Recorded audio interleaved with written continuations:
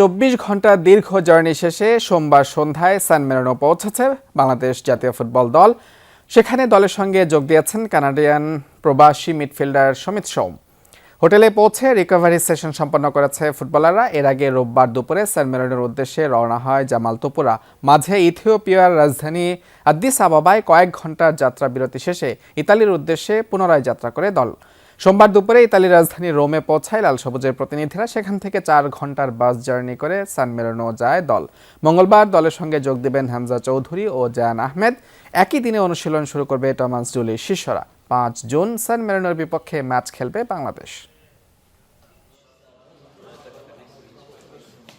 জার্নিটা ভালো ছিল, সবার সাথে দেখা করতে খুব ভালো ছিল। এর তো ট্রেনিং ক্যাম্প শুরু করছে একটু আগে, বাংলাদেশের অনেক পরিশ্রম করতেছিল। সো জাস্ট গুড সবার সাথে দেখা করতে, কোচের সাথে দেখা করছি ফার্স্ট টাইম। সো এটা খুব ভালো ছিল। Looking forward to working with him and hopefully আমরা সবাই একসাথে ভালো করতে পারবো। আর তারপরে just looking forward training camp শুরু করতে সান মেরিনোতে, আর ম্যাচ যে হবে ফ্রাইডেতে আমরা যদি এটাতে ভালো করতে পারি শুড বি গুড।